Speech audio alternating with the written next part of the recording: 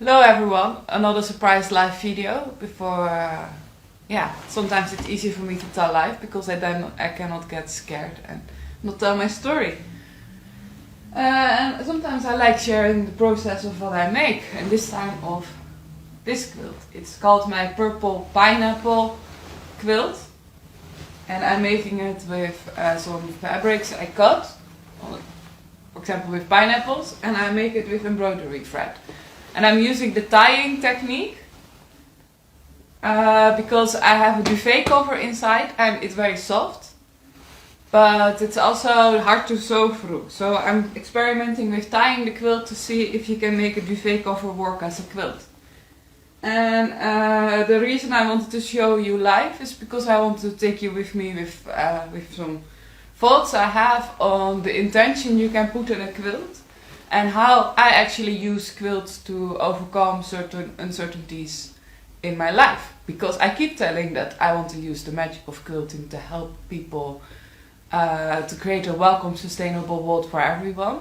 And part of that is that we also heal ourselves and that we create that world where everybody feels welcome. But the truth is that sometimes I don't necessarily feel welcome in the world, and that is because of a lot of things that happened.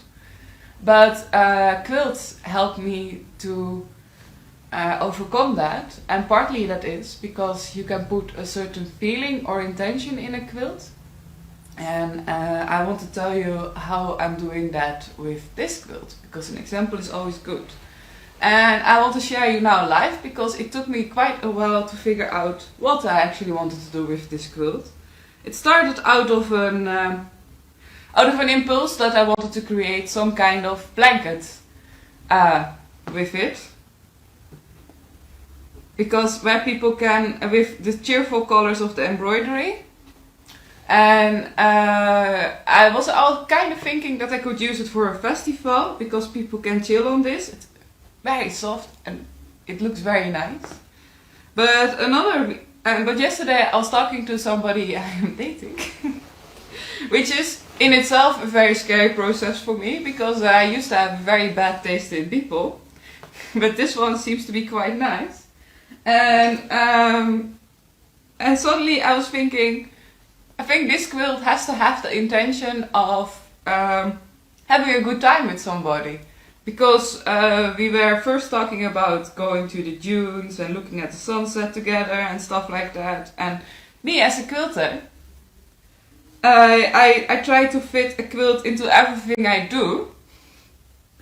So obviously, when he was talking about taking me to the dunes and looking at sunsets and such, I was thinking about a quilt I wanted to take. And then I was looking at this quilt and I was like, this quilt is the perfect intention for me to believe, to put the intention and the feelings and the wish to have enjoyable moments with people in my life. And with that I mean that when I'm making this quilt, like now when I'm telling you this story, I think about what I would wish for. Like every stitch I make in this quilt, I wish for that kind of connection with somebody, that you sometimes go in nature, walk and picnic or look at the sunset, and that you have a blanket for it. I'm really a story person, and my romantic mind really likes the idea of having a blanket you take with somebody you care for, and you look at sunsets and stuff like that. And to me, if you have that intention in a quilt, it's a very powerful thing. Example also have this quilt. It has the intention to remember the legacy of Xenia. And I have another quilt that is to say sorry to somebody. And if you put that idea in the quilt, it becomes that. And it's especially powerful because quilts for me are a combination of making me feel confident and powerful and also comforting. So, it kind of helps because the conversation started fun. Then I started to panic a little bit. I think this is also good to share with you, because yesterday I had that festival, Dante in the Park, and it went very well. I really loved it. And sometimes I tend to panic when good things happen, because then I'm afraid that I will somehow mess up and that things won't happen again, and that at some point people find out that I'm not good at what I do at all, but that I am an imposter or something like that. And that I have to really enjoy every festival I do, because at some point it will just end, because people will find out I am not good. And that's part of my inner child I want to get rid of. And I shared that with the person I'm dating, and he reacted so beautifully. And I didn't really had guys, especially in my life, like that before. I told you, bad taste in men.